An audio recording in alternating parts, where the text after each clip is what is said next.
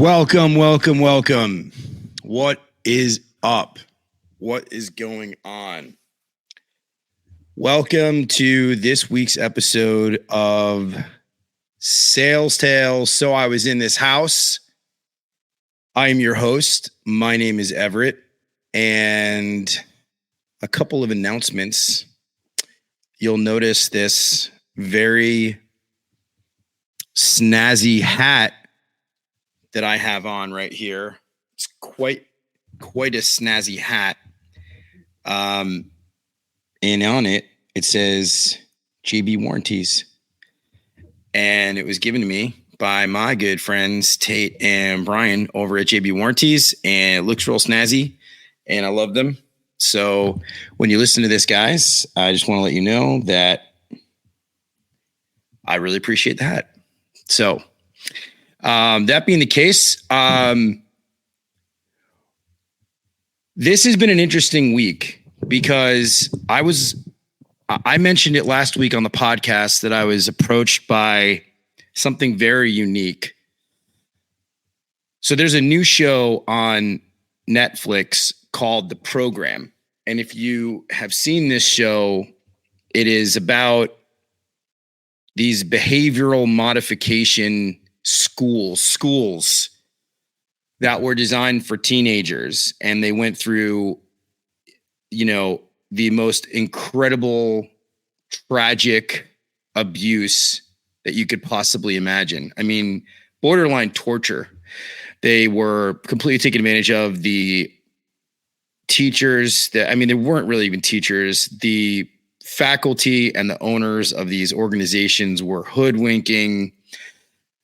They sold these parents a bill of goods, and it was a horrific outcome on the other end. Well, I was approached with the popularity of the show, I was approached by an ex-student who wants to actually come on and tell their story of what happened. They were in one of these behavioral modification schools, and they want to come on. They want to tell their story. And there's a few women that want to come on and tell this story.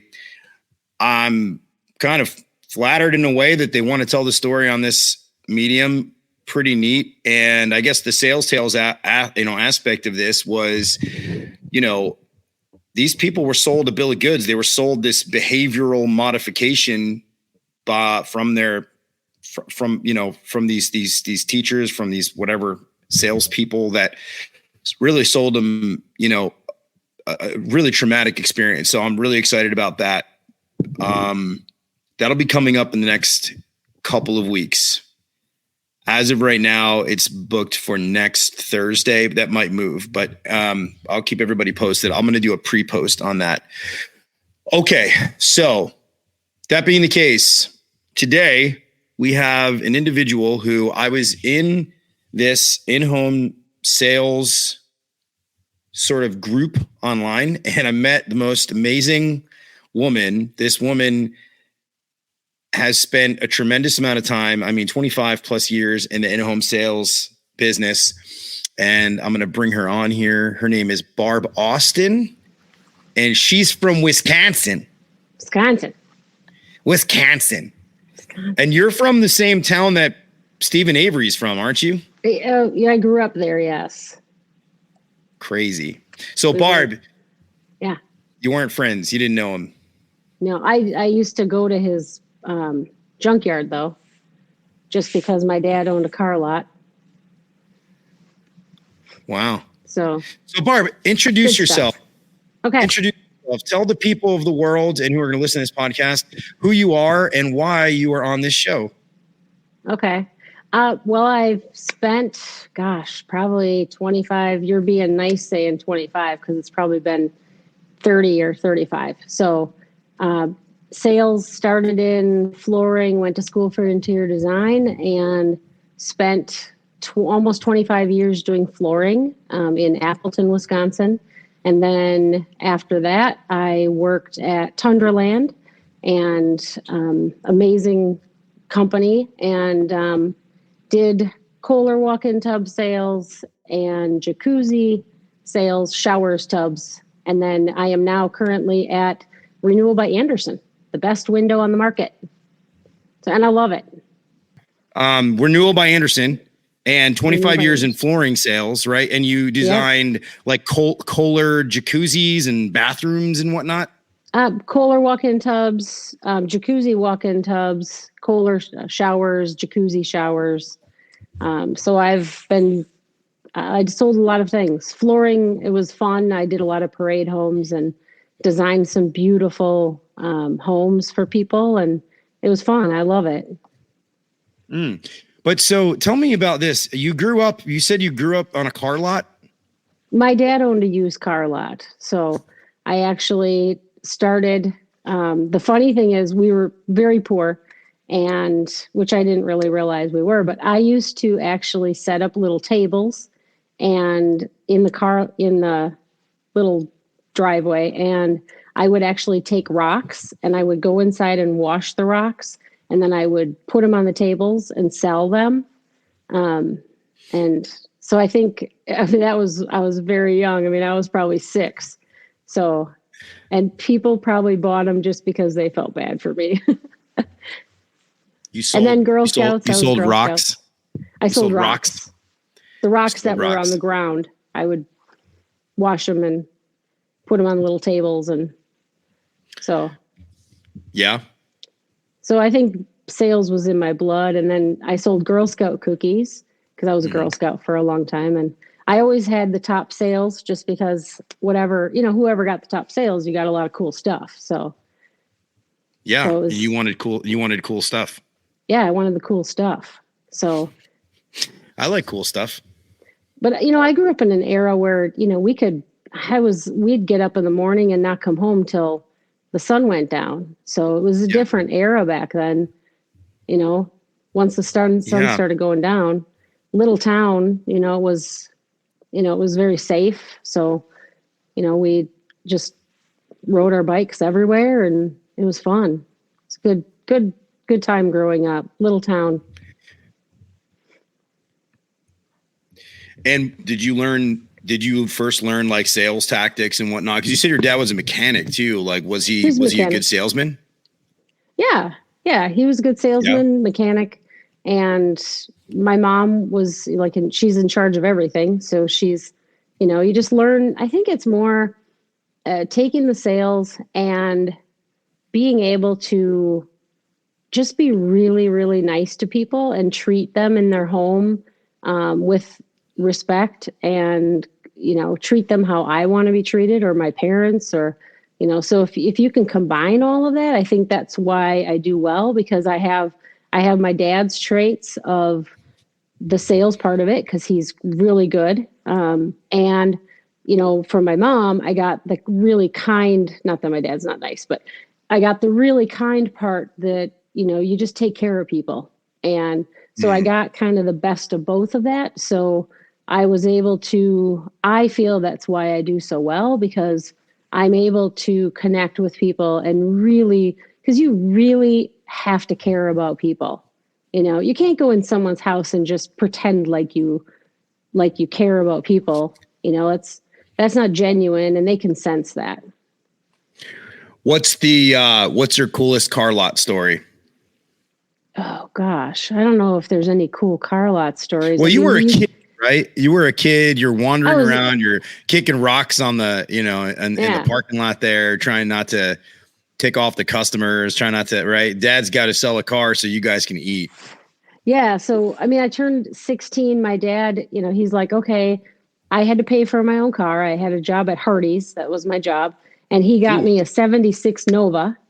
And that was a good car and a bad car, because I had a really hard time driving the speed limit. So I got lots of tickets. And there was a time when I was leaving school, and again, Mishicot's small. So I'm leaving school, got pulled over in front of this. I know who it was who called him. And I was pulled over in front of her house.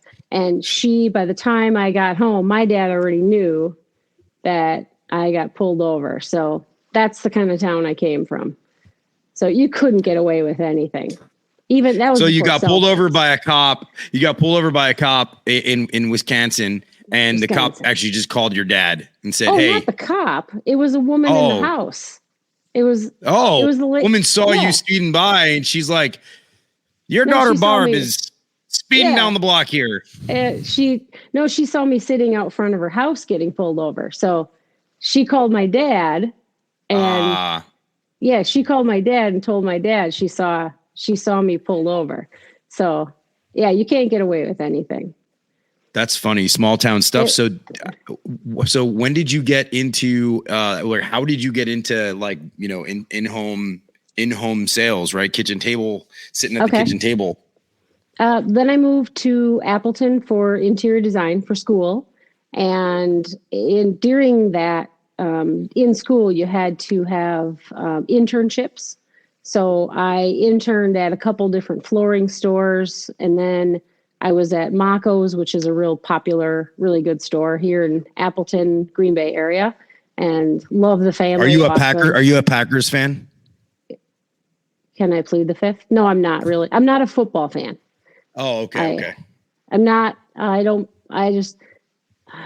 That's rare, right? Like, you're from Green Bay, Wisconsin. It's like you've got to be a Packers fan. Yeah, but I love the Brewers. I'm a Paul Molitor fan. So, I love Paul Molitor. He's my dream man. But he's old, and he's married, and so am I. He might be in his 70s at this point. Yeah, he's a little. Maybe his 80s. Who knows? Yeah. Right. But so Paul Molitor, I'm a huge Paul Molitor fan. So you went to school for design, and then you got into sales somehow from design. Basically because we had to do an internship. And my first day at this little tiny store, Moe Creek Carpet, it was downtown Appleton. And my first day, he's like, yeah, here, like I'm, 17 years old. And he goes, well, I'm leaving. So I'm there at the store by myself. Never, like, I had no idea what I was doing. And, so people start coming in, and I'm like, I have no idea. So I stayed there for 2 years, and then I went to Baco's. I was there for 10 years. So I kind of fell into that, but I really liked flooring. And then I was at Total Floor Covering, and that was 17 years. So I was there for a long time. Wow, you're a lifer. You are such a lifer. Yeah. Yeah. So tell me, in your flooring days, what's any craziness happen? Any crazy stories from your flooring days? It's got to be interesting, right? Flooring. Oh gosh, I don't know about. I'm trying to think of some stories from flooring. You spent 17 years doing it, didn't you? Oh, I know, but yeah. Probably from flooring, I have good stories. I have stories that, like, I had a older couple, they were, they were in their 70s probably, and they adopted me. So they were my grandma and grandpa. We used to go to dinner, and then when my grandma died, they like had me at the funeral, and the whole family was like, oh, this is our cousin Barb. And so, I've had families like take me in, and I had a wonderful lady named Monica. She was from Chilton, and it literally, this is how patient I am. This lady took 10 years, and I'm not kidding. It took her 10 years to pick out her floor, her carpet, because it was her vinyl floor. It took 10 years. She would come in and see me every single Friday when she came to Appleton, and she would look at the floors, and she was just the greatest person. Just, I loved her to pieces. Wait, hold on. We gotta. Do you think there was something? There had to be something wrong, right? Like, it's some kind of OCD, some kind of something for somebody to take. Yeah, like coming in every Friday to look at something and then not buying that until 10 years later. That's interesting. And and then I even switched stores, and she followed me, and she's just the greatest lady. I just loved her. And so she came in to see you, really? Yeah. Yeah, she came in for 10 years. This woman came in on Friday. Every single week Friday. She came in to see you for 10 years. Every Friday. 10 years. Yeah. Wow.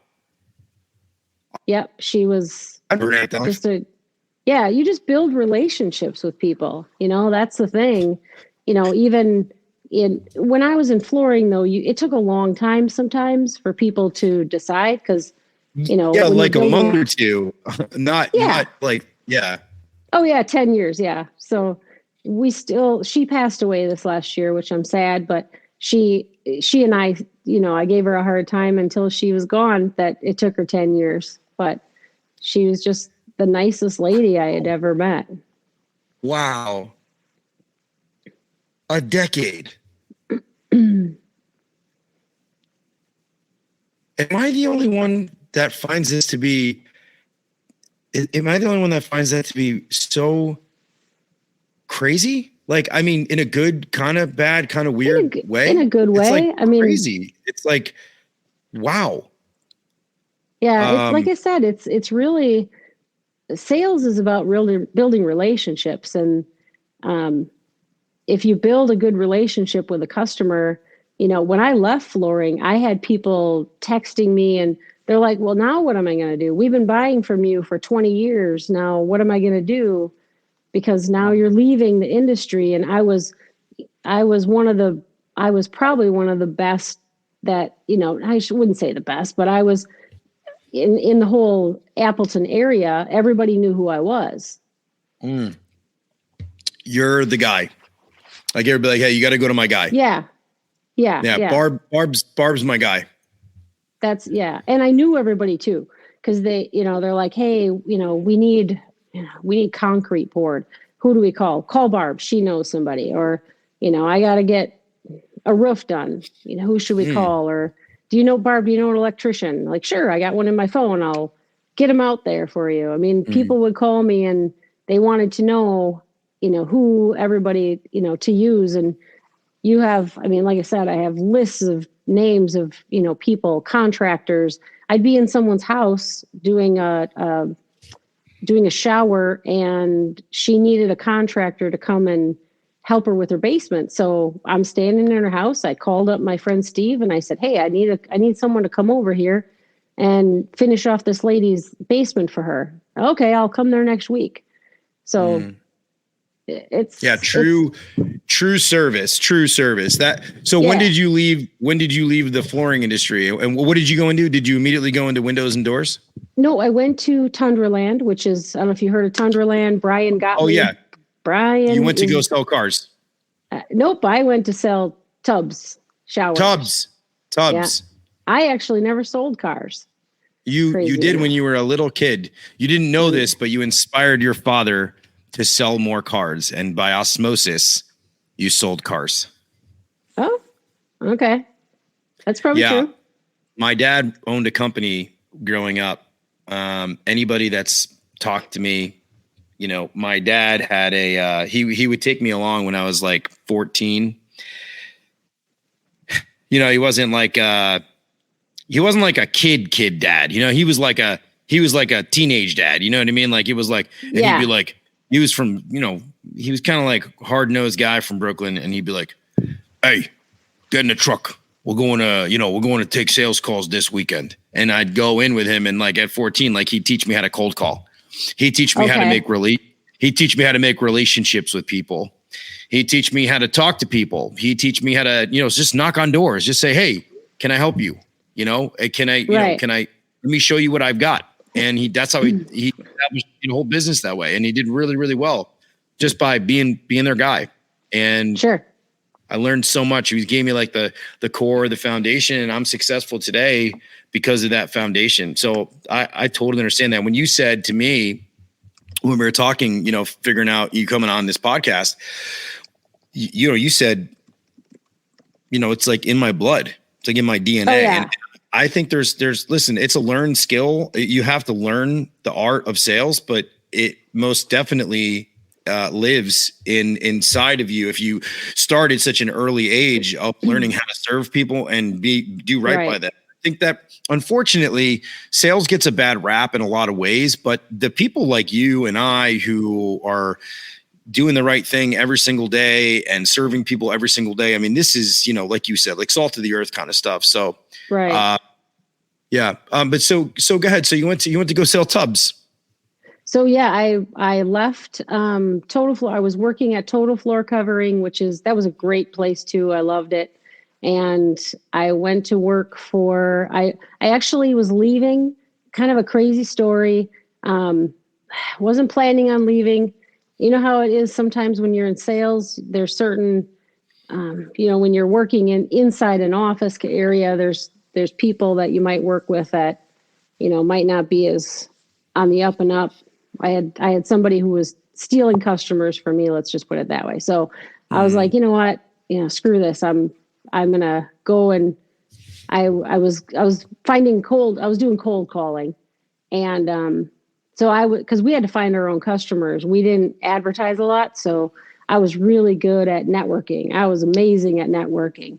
And so I was going to Tundraland, and they do tubs, and I had a customer.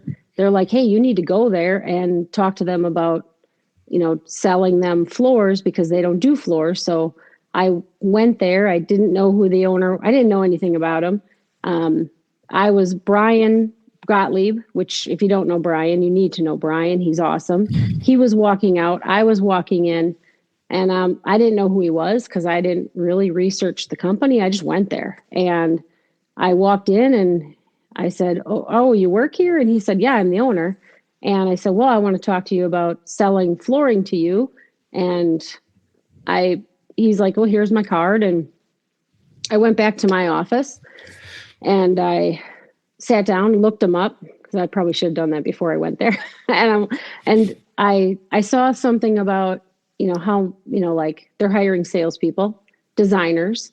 And I'll be honest, there's not a lot of money in floor covering. It's not a lot of profit. We used to joke it was a nonprofit, because there's just not a lot of money in floor covering. So I was like, well, I sent him a text. I said, well, I'm not really looking for a job, but I'd be willing to talk to you. And so 2 days later, he had me in, and they had one other female salesperson at one time, but this is a man's world. I mean, you know that. Sales as a whole is men. And so, well, it's a lot different today. I mean, it's a lot different today. Yeah. I mean, the in-home sales world, I will agree in many cases, like flooring and windows and doors and all this kind of stuff, like, 90% men. But but some of the best I've seen are obviously, I mean, you're sitting in front of me, and I know you're going to go into the fact that you became the best salesperson there. Top, you won all the awards. So So but it's also your demeanor, right? It's your demeanor. Yeah. It's how you handle yourself. Right. So I went in, and because they had never really had females for salespeople there, they had one, and it was probably like 25 guys in sales at the time. When they sold windows at the time, and tubs. And so when I went in for my interview, there was like 10 people, and I'm like, holy shit. Like why are all these people here? And one of my, Paul, awesome. I love Paul. And he said to me, he said, well, how much money do you make in flooring? And I said, I don't know, like 40 to 50,000, maybe 60. And he's like, yeah, you're not going to make that here. And I'm like, oh, all right, well then thanks. Cause he's like, you're going to make double. And I'm like, what? Like I can make double what I was. So it turns out I made a lot more than that, but I don't want to talk about that. But cause I started 2016, end of 2016. I started in November 2016, I think. So I turned out I was pretty good at it. And the joke was, we had a guy named Kyle Sellers. I got to call out some of these awesome people. So Kyle was my trainer, and he always joked that, not a girl can't do that. A girl can't do that. You're not, so we joked about how, girls can do it. So, it's pretty cool. So yeah. And a year or two later, Paul, I was in his office, and he goes, where the hell did you come from? And because I totally excelled. I mean, I just went into these homes because the thing is you can't go into somebody's house like you're on a car lot, and some of these people, it's their home. It's their home. So, you are inside of their house. Right. Yeah. Right. So it's very different. So you don't treat it like you're on a car lot. You're in their space. You're treating them how you want. Like I treat people like I want my mom and dad to be treated, or something like that. Speaking of which, I heard you mentioned that you at one point in time you had a very interesting altercation with an individual where in Milwaukee, and you were held hostage. Oh, it was held. Yeah. Well, it was. Yeah. I wasn't. Why don't you walk that back? I'd be interested to hear this story. What happened? Paint the picture. What kind of call was it? It was a Kohler walk-in tub, and we used to. If they called in, no matter where it was, you had to go. We covered the whole state, so I went anywhere from Kenosha all the way up to Ashland, which is 5 hours the other direction. So Wisconsin from tip to tip is actually a lot. It's pretty big. So we covered the whole state. So if they called in, so this was in Milwaukee, it was in the hood in Milwaukee. So I need to say that, but which we had to go. I mean, that was our thing. Well, this guy wanted a walk-in tub for the first floor and a walk-in tub for the basement. He wanted 2 walk-in tubs. And so in the conversation, he said something about, well, if I don't actually make the payments, do they come and take them back out? Which, yeah. Okay. That's a red flag because obviously he wasn't planning on paying for them. So then he, but I had to, do my thing. I had to talk. I obviously can't just leave the house. So he wanted to, he's like, okay, I'm going to get financed. And, I said, so, cause we filled it out there, and I'm like, so what do you do for a living? And he's like, well, I'm disabled. So I don't really have an income. I'm like, okay. So you kind of have to have an income. Like if you want these tubs, you want to get approved for finance, you have to have an income of some sort. Like, do you have another income? And he said, yeah, I'm a drug lord. And I'm like, awesome. All right. So I'm filling out the thing and I'm like, drug lord. Okay. Fill up. How much money did you really write drug lord on the application? Yeah, I did. You had to type it in. So I'm like, cause at this point I'm just humoring him because honestly, I knew the best way, cause I knew it was a bad situation. There were 4 men in this house, of which I don't mean to bring up color, but they weren't white. They were nice guys, but they were smoking pot. Like this guy was so high. He was literally walking in circles, like literally going in circles, and he's just it was crazy. But and then his friend, he grabs my hand and he said, I'm going to make sure you get out of here okay. And then I was like, oh shit. Like, what does he mean? But like, I wasn't even at that point, cause I'm kind of naive. I mean, I'm from little town. I didn't, so he's like, I'll make sure you get out of here okay. I'm like, well, now you're freaking me out. And then the guy, he's like, okay, if you don't approve me for financing, you're racist. And I'm like, okay, you have to have an income. I don't care. I don't care what color you are. I love everybody. Like, right. And you're not the bank. Like you put it, like, dude, I enter it into an app and it tells me whether you're approved or not. Right. Okay. So, wow. So he's like, if you don't get me approved, you're not leaving here. Like, you're not leaving here until I get my tubs. And so I'm like, okay, I'm going to get my finance guy. His name was Tim. I'm like, I'm going to get him on the phone. And so I get him on the phone, and this guy, he's like going in circles, talking on the phone. And he's saying to Tim, he goes, she's not leaving this house until I get my tubs. And Tim's freaking out because he's like, should I call the cops? Should I, like, I don't know what to do. And I'm like, look, I said to him, let's just write it up. Like, let's just do it. Like, let's write it up. We'll get you your tubs. You're good to go. Because I thought, the safest way for me to get out of this house was just let him think he's getting his tubs. Because yeah, it's so smart. obviously I don't have him in my pocket. So he's going to have to like, Wait for him. he's going to have to wait for him. So I'm like, yeah, let's do it. Let's write it up. I'm like, we'll write up your tubs. And so we wrote it up and thank God, right as kind of it was all wrapping up, a friend, a female, showed up at the house to drop something off. It was right after I got his signature. I grabbed my stuff and I said, you know what? It was awesome meeting you. Thank you so much. I have to go, and bolted out of the house. So, and I was there for like 3 hours while this guy was like smoking pot in the house. And I'm like, oh man. And I left the house and I was kind of hungry for a cheeseburger. So not going to lie to you, because it was crazy. It was just time, crazy. It was time for a cheese. It was time for a cheeseburger.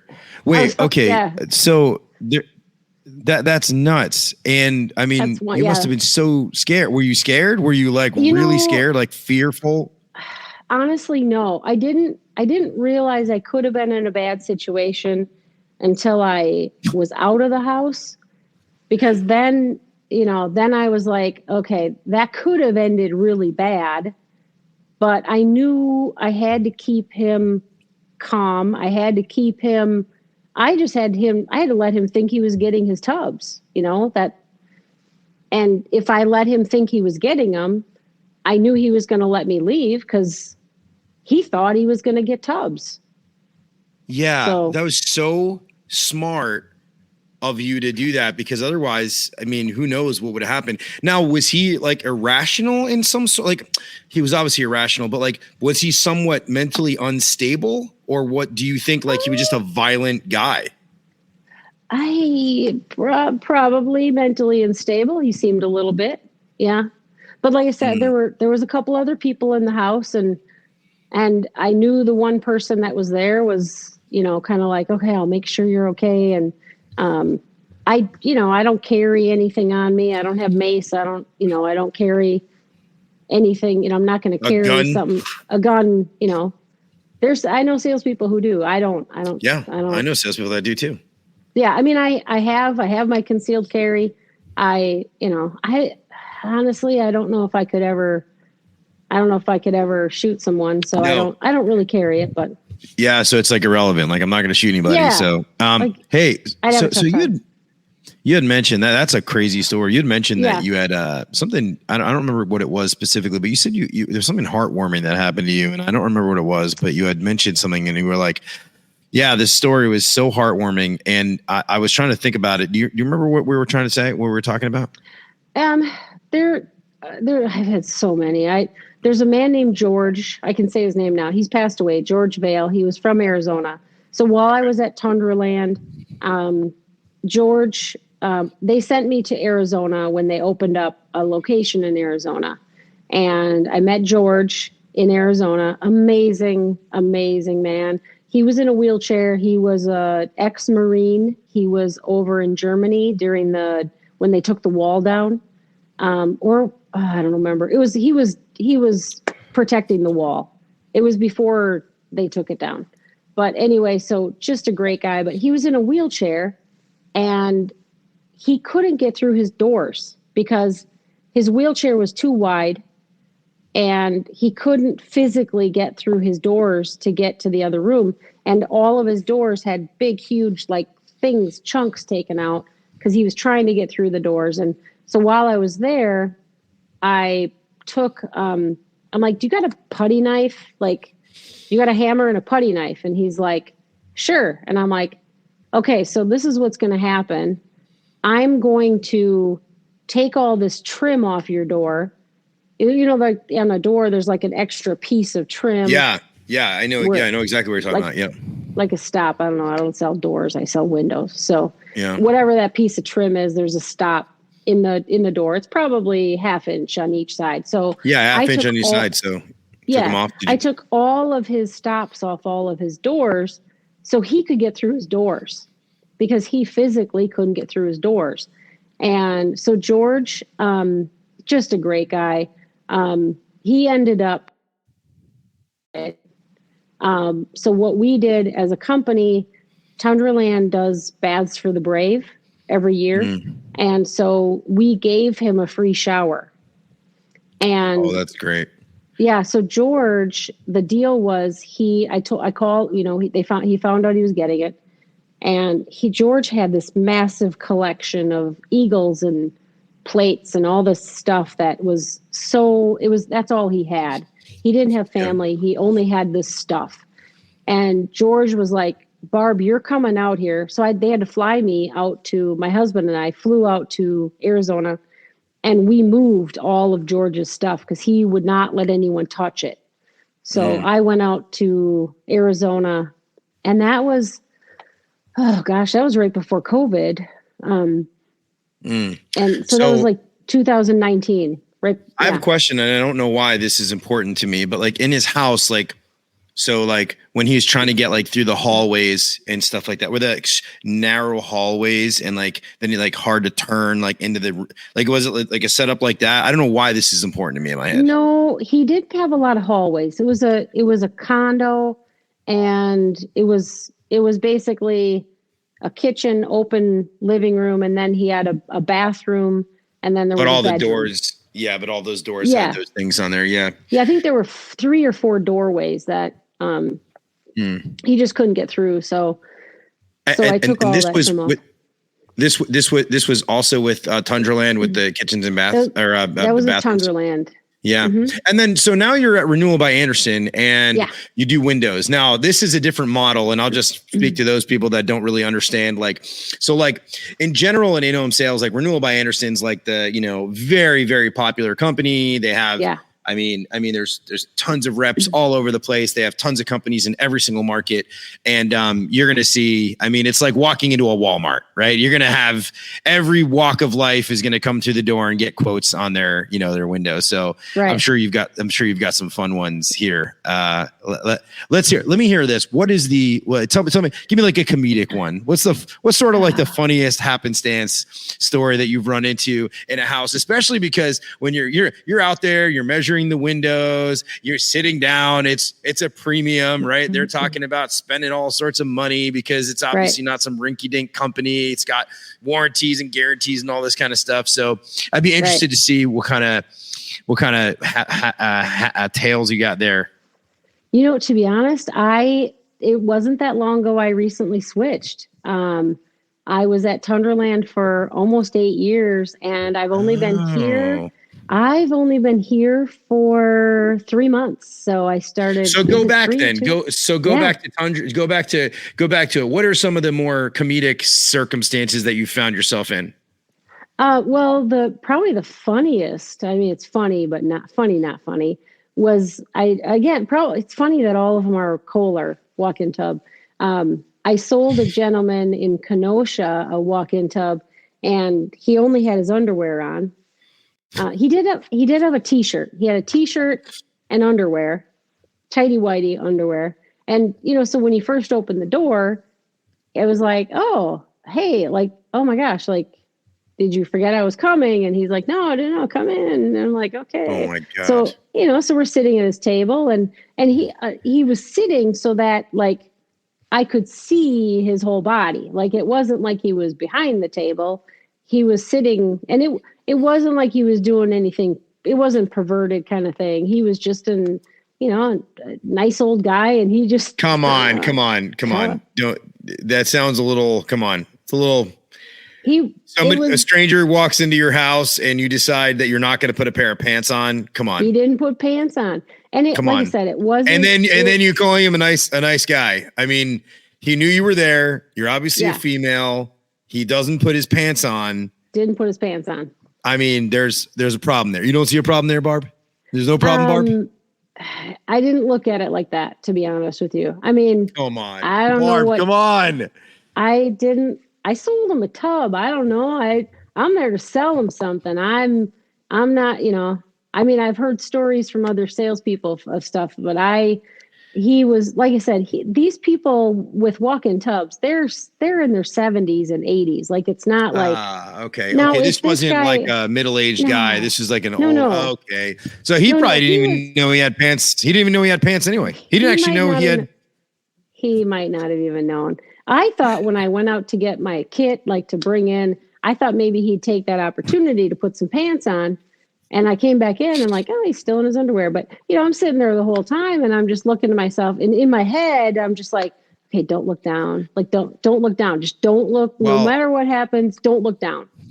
Now I'm on your thing. I think you're episode 11. And in the 11 episodes, I can tell you that the most common theme that in crazy things to happen in a house so far in this, on this podcast is people not wearing clothes, or people wearing limited clothes, or people barely wearing clothes, or people wearing revealing clothes inside of a house. So everything from robes with nothing on underneath to nudist colonies. Yeah. My goodness. What is up? Yeah. But so I'm just saying, like, the average person, see, this is what people don't seem to understand, because they live in their little world that they're so comfortable in. They live in this, like, this box, and they don't understand there's a lot of lonely, weird, crazy people out there that love to get quotes on everything from HVAC to bathroom tubs to flooring to windows to doors. And that's just the nature of the beast. And you don't know these things. You don't know these people, but these people are your neighbors. They're the neighbor that usually nobody talks to. They're the neighbor that walks down the block. You might wave to him and you're like, does that guy have kids? And they're like, nope, that guy doesn't have any kids. He lives alone. Those are the people. They have the time.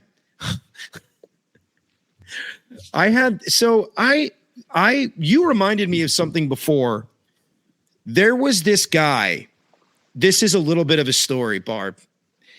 There was this guy who, my service technician was in the house. Then I got out there to do the estimate for the new system. The system was in the attic. The house was a little bit disheveled, a little bit of a mess. But as I'm walking up to the attic, I look over to my left and I see he has a gun out on the table. Okay. Now, it's not like I haven't been in houses with guns, but this house, the guy had the gun right out on the table. Okay. And I go upstairs in the attic and I'm like, okay, that's a gun on the table. So I walked back downstairs and I noticed that he's getting like really, really agitated. Oh God. And I don't really understand what's happening, but I do see that he clearly has pretty traumatic PTSD. He had a lot of plaques on the walls from military service and everything else, but he's starting to act really, really, really like I'm scared. He starts to pant and breathe really heavily. He starts to just like, I'm talking like crazy. And I'm getting nervous. So I'm looking at the gun and I'm looking at him and I'm saying to myself, I need an exit strategy here. Okay. So I told him I was going to go and I'd, send him a quote, an email or whatever it was I was trying to get out of there. But he insisted and he started to get like a little bit violent, like visually, like he was going to like. And so he goes, you're going to give me a quote. You're going to give me a quote right now. You're going to quote me right now. And he gets really angry. Yeah. And I'm like, oh, no problem. Oh, you want a quote? Okay. Like, just pacifying him. We sit down. I'm looking at the gun. I'm looking at the door. There's 2 doors. There's a window. I'm like, maybe I could jump out the window. There's 2 doors. The door, there's a screen door and then there's a regular door. And then I'm like, okay, what am I going to do here? So I sort of make an excuse to get up and then open the door. Like I'd be like, hey, it's kind of dark in here. Can I it was nice outside. So I made an excuse to go, I'm going to open the door. He like watches me and I'm like, okay. And then I start to just, be really jovial and whatever he said, I'm like, yeah, no, of course. And as I'm leaving the house, he starts to calm down a little bit. And then I leave and like I'm kind of waving to him. And like, I just remember thinking to myself, I was really close to probably never seeing like my kids again, like never seeing my wife again. Like Right. I just like, you don't know. Like, I mean, you just don't know in that situation. Like, and I think that, going back a ways, someone like you been in so many houses, you probably don't even know how many situations you've been in where you don't know that person. Yeah. You don't know that person. And, Right. my impression of you is that you're just a very genuine, very warm person. And, so hopefully you kill him with kindness, Yeah. but you've been doing it for 30 years. And now it's like, you walk Yeah. in, you do it. Yeah. I think I don't think about those things. And I know, sure. Yeah. I mean, I think that, there's situations that possibly could happen. I think there's people that, salespeople that, could be in situations. I don't know. I guess, it's not often. Usually just a weirdo. Yeah. Yeah. Usually it's like, oh, this is a weirdo. Oh, this person's kind of strange, but usually there's nothing like, nefarious and, yeah. Right. Have you ever had, go ahead. What? I'm sorry. I'll tell you. Okay. So this is a crazy story. And some people might not believe this story, but this is a story that's I believe true, it. I believe it. Okay. I believe it already. This is probably one of the craziest. So another walk-in tub, a sweet lady that lived in Fond du Lac. And I love these names of these towns. Fond du Lac. Yeah. So in Wisconsin. It's Wisconsin. Wisconsin. I live here. Is that backwards? That's how you say it. I live here. I'm going here. This is Chicago down here. So Green Bay is here. So this lady in Fond du Lac, and she's Hispanic, wonderful, sweet lady. She had a lot of pictures of Jesus. I'm very spiritual. She had pictures of Jesus. This is a ghost story. If people don't want to hear about ghosts, then turn the channel, because you're going to hear a ghost story, because this is the second ghost story that we've had on this show. And if you go back and you listen to episode 1 with Phil Grego, he tells the craziest ghost story. Just a little tidbit there. Go ahead. Okay.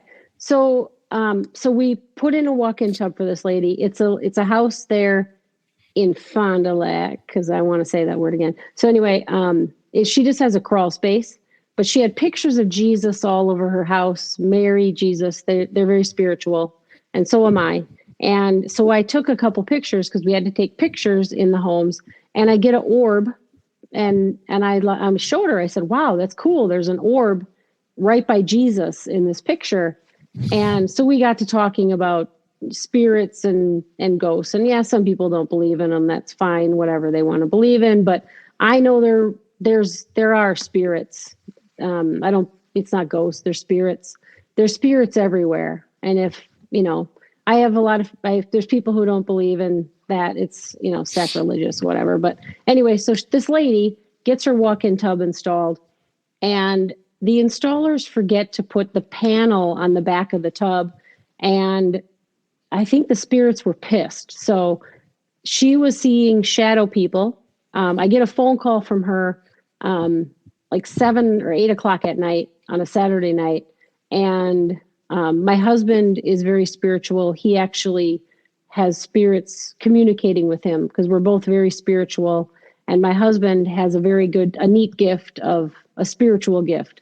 And he's able to communicate with them, or they communicate with him. So anyway, so she called me. She's freaking out. She's like, I don't know what to do. Like, I'm seeing shadow people. I'm hearing knocking, all these things.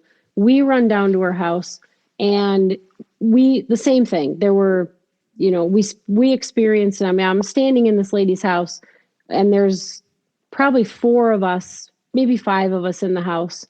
It was her, a couple friends of hers, my husband, and there's knocking, there's bells ringing. While you're there? Like, oh yeah. So we're hearing the knocking, we're hearing the bells ringing, and I'm standing in the hallway right outside of where the tub was installed.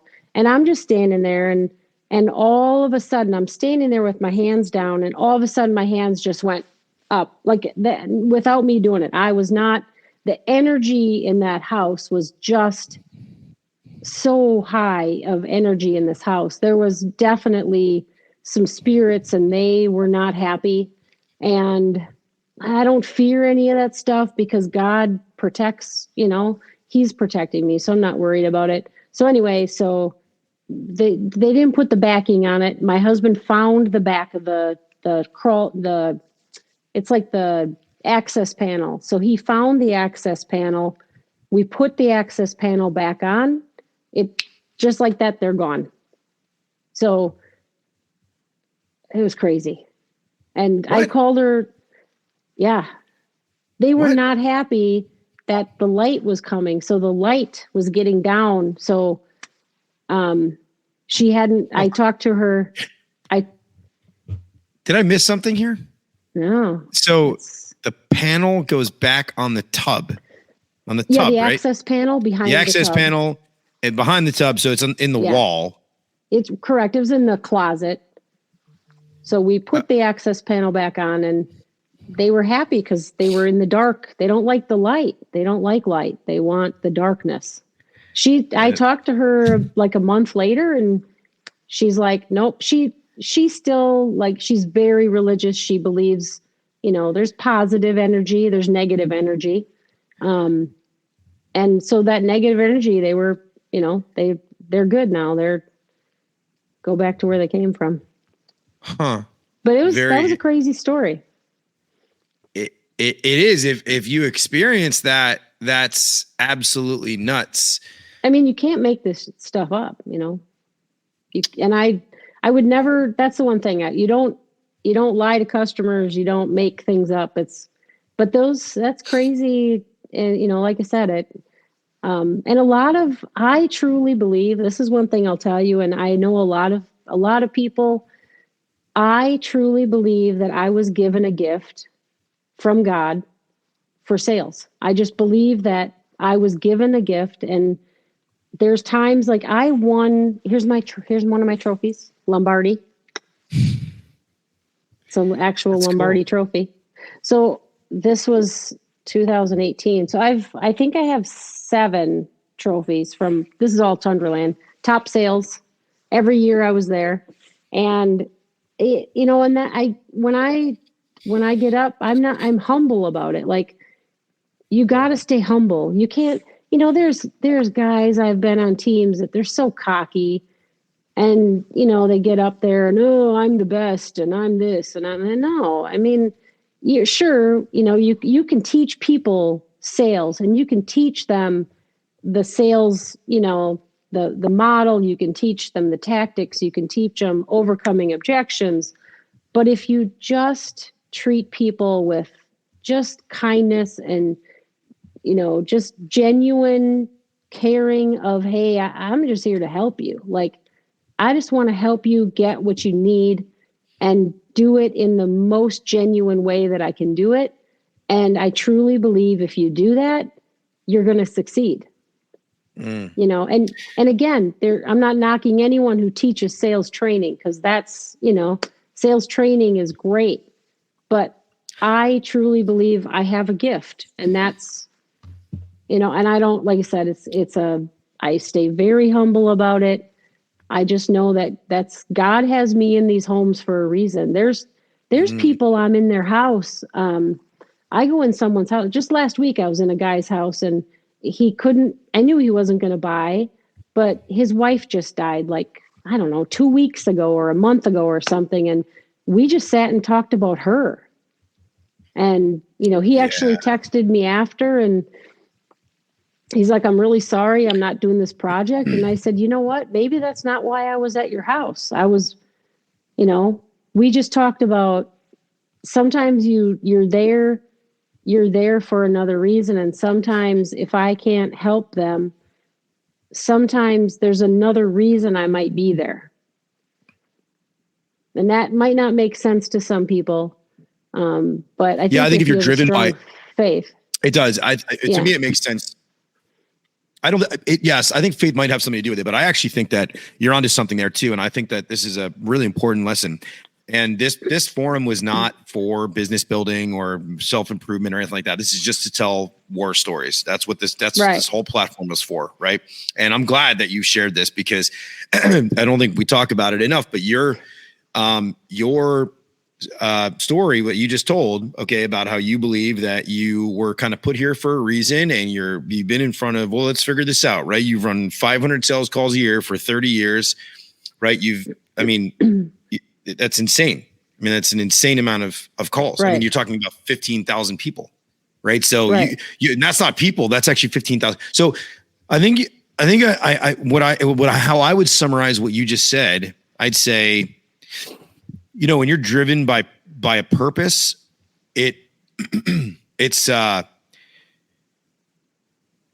you're intentional about your conversations with people and you believe that you're there to serve them and they feel that. And you're probably really good at sales because you feel like you are driven by a purpose. Like you're there to serve them. You're there. Hey, I'm there to help you. I want to try to help you get this project done. I want to help you get this financed. I want to help you, make one of the biggest decisions of your life. Cause some of these projects, they're going to be some of the biggest purchases that these people are ever going to make in their whole life.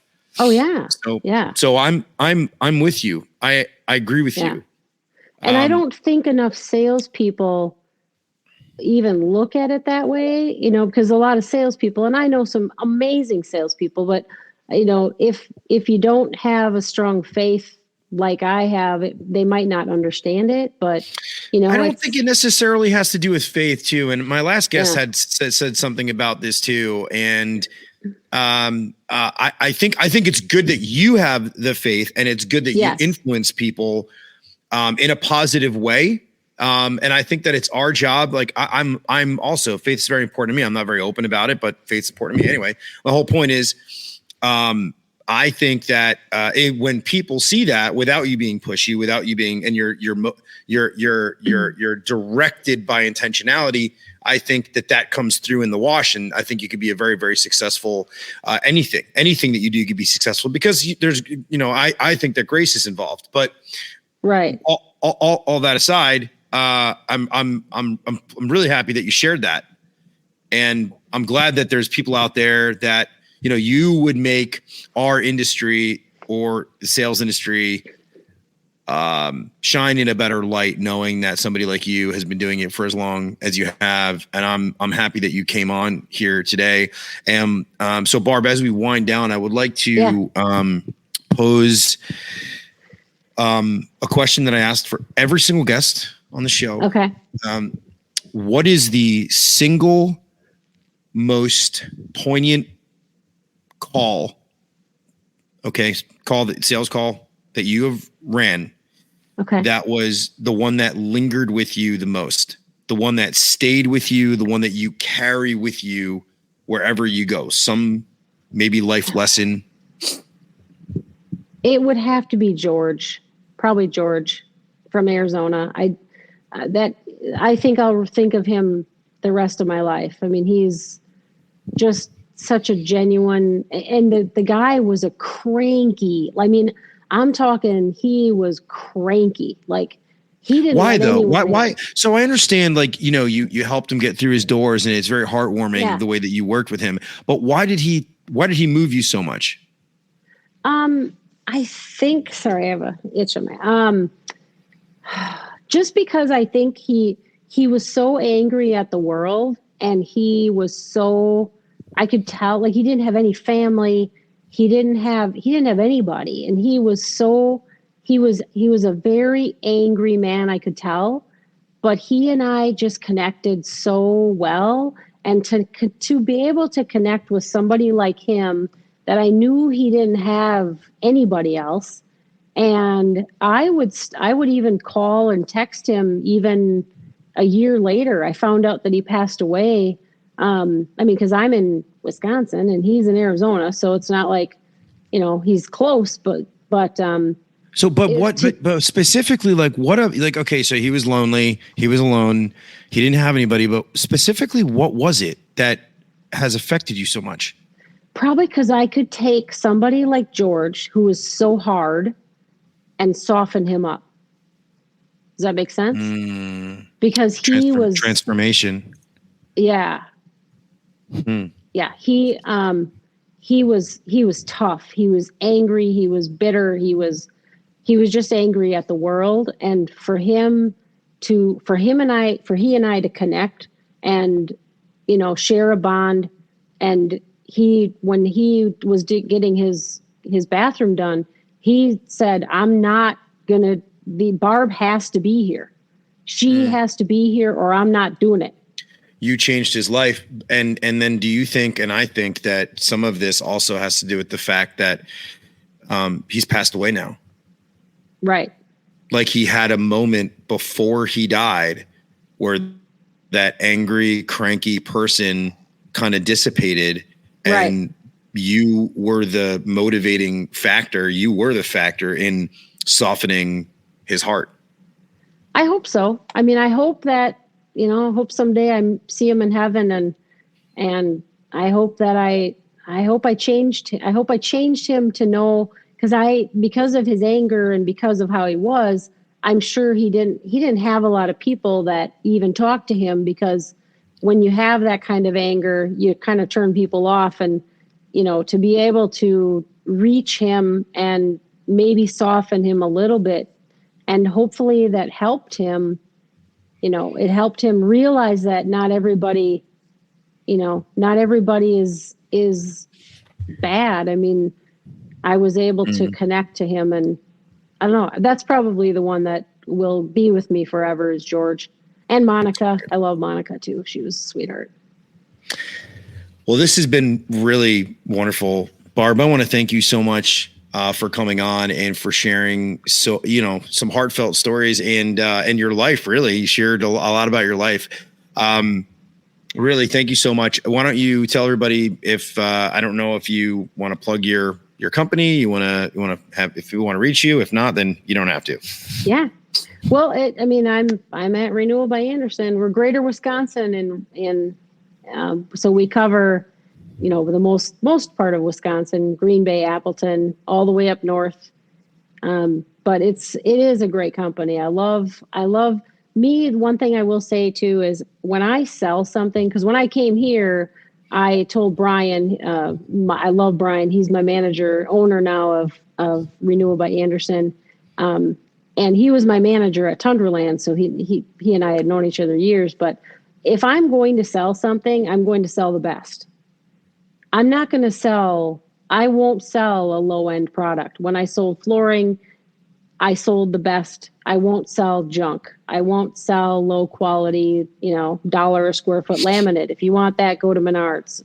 But if you want high quality, that's what I want. I demand that, because if you sell a high end product and you take care of your customers and you give good service, I don't have to worry about, like if I run into them at the grocery store, I don't have to worry about it, because I know that they're going to be taken care of if they buy from me. I know for a fact if they buy from our competitor, they probably won't be as happy, because I know them and I know they probably won't be happy. And if you get what you pay for, and if you want the best, that's just what I just won't sell anything but that. Well, I appreciate you, Barb. Thank you for coming on, and be amazing. Continue to do what you're doing, and God bless you. Thank you. All right. God bless you. All right. I'm going to make a couple of announcements here. Bye, Barb. First of all, guys, just want to point this out. Hey, this dog's looking this way, this dog's looking the other way, and this guy's saying, hey, what do you want from me? And they got this guy with the big white hair. Come on. All right. So, as I said in the beginning of the show, really excited to have a few guests on here from those behavioral modification schools, those basically mind jails, whatever you want to call them. Really excited to have them on. They're going to tell their stories. So that's the next episode. I got a lot going on in the background. I've talked to a lot of people. Reception's been amazing. I'm watching this podcast get more and more and more views and listens every single day. So I'm really, really grateful and thankful for you guys. So until next week, we will see you.